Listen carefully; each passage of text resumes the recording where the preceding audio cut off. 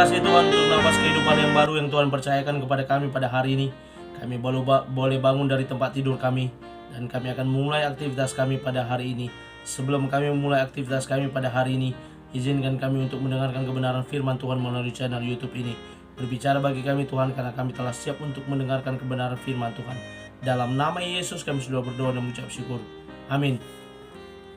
Shalom Ibu Bapak Saudara terkasih, dalam nama Tuhan kita Yesus.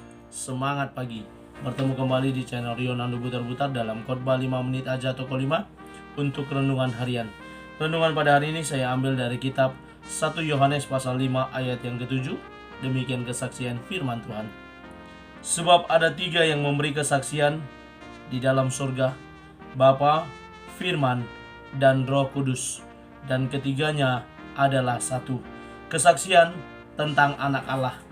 Ibu bapak saudara terkasih, dalam nama Tuhan kita Yesus, berbicara tentang seorang saksi, berarti adalah seseorang yang melihat kejadian yang terjadi pada saat itu.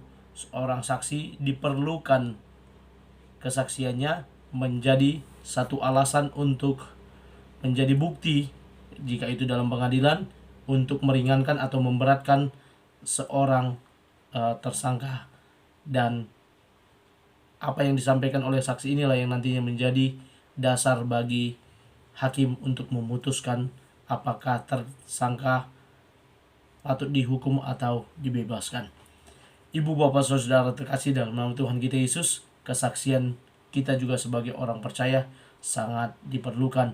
Bahkan untuk mempercayai sesuatu yang kita percayai pun kita perlu yang namanya saksi. Dan kalau dalam nats ini ada saksi yang ketiganya merupakan satu kesatuan, yang mana kesaksian ini nyata, kesaksian ini berasal dari surga, kesaksian ini adalah bagian dari satu kesatuan yang dinamakan Tritunggal atau Trinitatis, di mana dikatakan oleh Yohanes dalam nats ini bahwa ada 3 yang memberi kesaksian. Kesaksian tentang anak Allah, kesaksian tentang Yesus Kristus. Siapa yang memberi saksi? Yang pertama, yakni Bapa di surga. Bapa di surga menyaksikan bahwa Yesus adalah anaknya ketika terjadi, salah satunya adalah ketika Yesus dibaptis di Sungai Yordan oleh Yohanes. Ada dalam bentuk rupa burung merpati, dan ada suara yang terdengar, inilah anak yang kukasihi, kepadanya lah aku berkenan.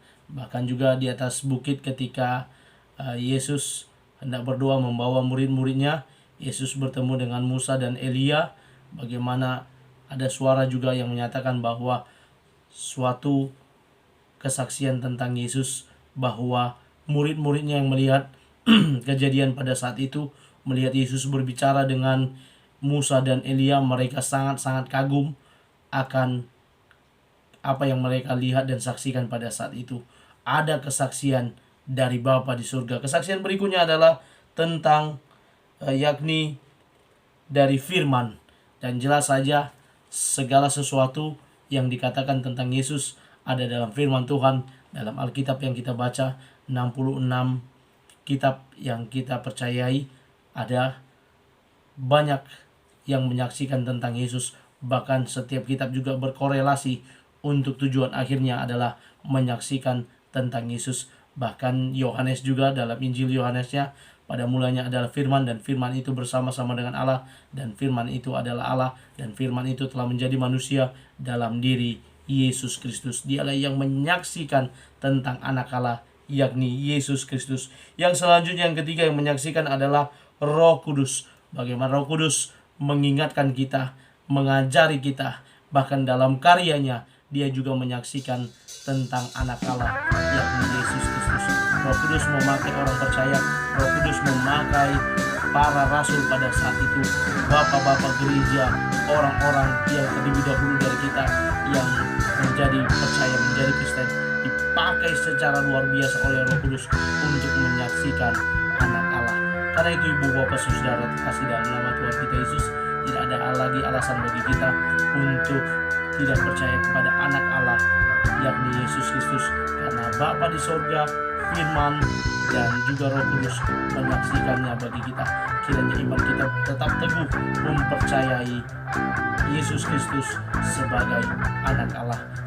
Kiranya firman Tuhan ini boleh menguatkan kita sehingga kita tetap setia dalam mengiring langkah, mengikut dan mempercayai Yesus. Amin. Kita bersatu dalam doa. Terima kasih Bapa untuk firman-Mu, berkati firman-Mu boleh bertumbuh berakar buahnya lebat melalui cara hidup kami untuk kami lakukan dalam kehidupan kami sehari-hari. Kami menjadi anak-anak Tuhan yang tetap setia mempercayai Engkau, Tuhan Juru Selamat hidup kami. Dalam nama Yesus kami berdoa. Amin. Selamat beraktivitas. Tuhan Yesus memberkati. Shalom.